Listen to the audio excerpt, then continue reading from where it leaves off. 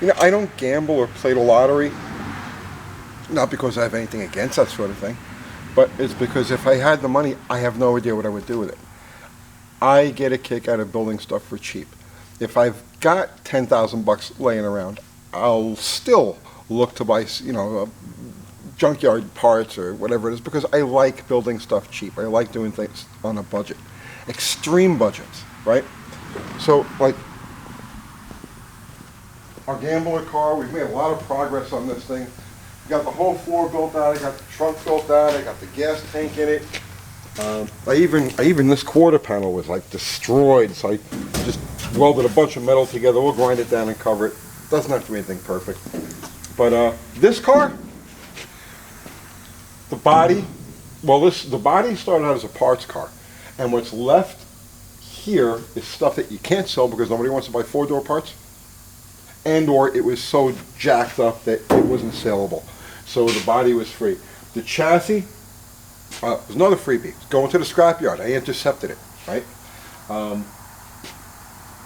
We're into this thing for $180 worth of steel and $200 worth of welding wire so far. So our total investment in this car is a roller, and now we're ready to start building out the drivetrain on it, is $380. There you go. A Miata.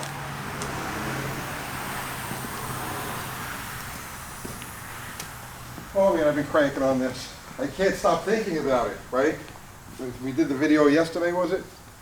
Where we test fit the motor. Well, I've made all of the changes that needed to be done, and now I raised the cowl 4.5 inches. So now there's tons of room to get the valve cover on and off. I can trim this all back. There's tons of room to reach in there and get the oil filter. No need for remote filters or anything like that. And I started building out the doghouse for it. I still need to notch the K-frame, but it sits in there perfect. And why am I notching the K-frame instead of the oil pan? Because if I want to change the engine out, that's a common oil pan, and I don't want to have to deal with anything custom or weird. And there's no need to put a rear sump pan in it because there's literally nothing here. You know, the motor just sits in place. So I'm happy with this. Total investment on this thing, we paid $200 for the car. The motor was a wheel and deal, but the cash price on it was $125 for the motor and the transmission. So here we're into this thing for $325.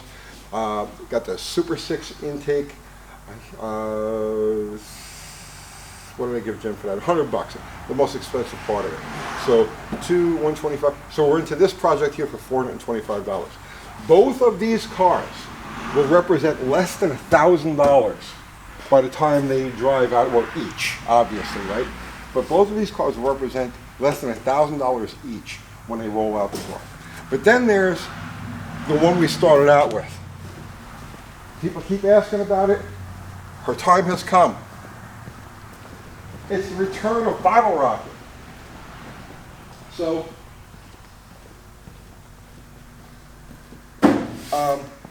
to give you the rundown on this, for anybody who isn't familiar with this car, back in October of 2019, I intercepted this thing on its way to the scrapyard, and we paid $300 for it, which is what it would have gone for over the scales. So over the next year, or thereabouts, we put this thing together. The goal with this car is to run in the 10s with an all steel, all glass, full interior, B-body Mopar with a low compression 318. And we're going to do it. But this thing has fought us every step of the way. Actually, it started fighting us before we did anything with this. The initial startup on the engine wiped out the camshaft. The only expensive part in this whole thing is the valve train. We went to a roller. So there's over $1,000 in cam lifters, push rods, drive gear, you know, all of the stuff associated with swapping over to a roller. But that's it. Other than that, I've got exactly $12 in the long block. That's the block, the crank, parts of $12 plus gaskets. So tons of porting, all home porting on those are the original. No, those aren't the original. Those are 67, 273, 318 heads. They're closed chamber heads. Lots of wheeling and dealing. We've got a total of approximately $3,000 in this car so far. So just to recap, we put this thing together in the great outdoors. We built this whole thing on gravel. She started fighting. First, she ate the cam. Then, let's see, screwing around on the street, I crunched second gear. So I had to throw a cluster gear and a second gear at it, put that together. So we take it to the track. First couple of runs, we only got a couple of clean runs out of it. First couple of runs, massive bog off the starting line. Good traction. We picked up a set of used set of drag radials that are on the back of this thing now. It had a 410 in it, and it's got the 833 overdrive transmission. So the first couple of runs we made with the car, I ran a best of 919, but with a massive bog. It was like 60 foot in like 2 seconds, 60 foot. So we reconfigured it. It had a 750 vacuum secondary carb on it. I put an 850 on it. Took it back out to the track, and it drove through the clutch. It ran in 886. Yeah, it was 886, slipping off the starting line. Slipped on the second gear shift, and this was with a new Street Hemi clutch. New, over-the-counter auto parts store clutch, supposed to be for a Street Hemi. So anyway,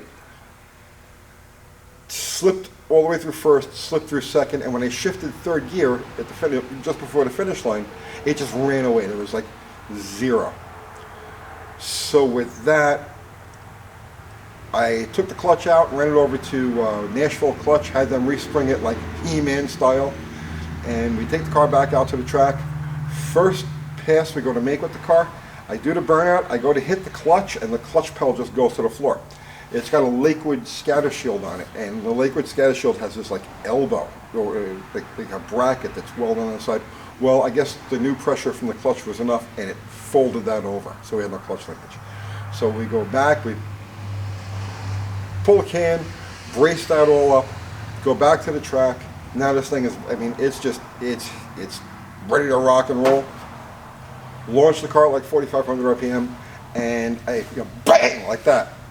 And the car keeps rolling. I thought it must have broke a leaf spring because I didn't feel anything dragging on the ground or anything like that.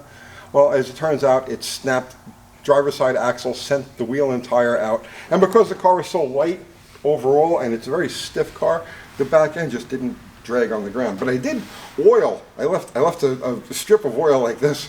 Sorry, Music City Race. So I'll make it up to you guys. So that was the last outing with that.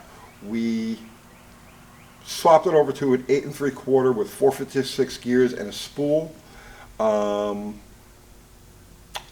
called it good to go, waiting for the tracks to open this year.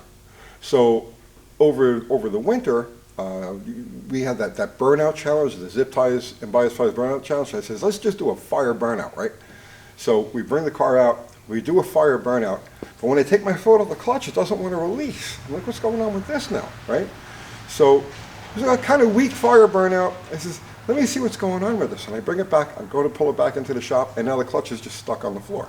What happened was the clutch kit that Street Hemi clutch came in had a throw-up bearing in it, and I used that throw-up bearing, and the throw-up bearing kind of like folded over and was grabbing a release shaft. So out comes the transmission again. That throw-up bearing goes in the garbage. I grabbed one out of the bottom of my toolbox from eons ago, tossed it in there, and now she's fine. So this brings us to where we are now. As far as I know, she's ready to run.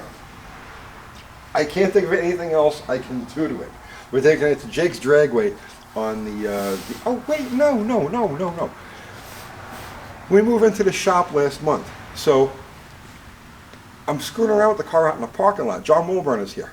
And I'm screwing around in the parking lot, and I pop the clutch, and I feel boom, like that. I'm like, oh, did it break another axle? No, it actually broke the pinion snubber. So I've still got to fix the pinion snubber on this thing. But yeah, Jake's Dragway next weekend. She goes out Saturday, and hopefully we get a couple clean passes out of it. I get two decent clean passes without having any issues. Then we'll start spraying it and see what we get. She has fought us long and hard. But you know, I'm going to tell you something. Nothing worthwhile ever comes easy.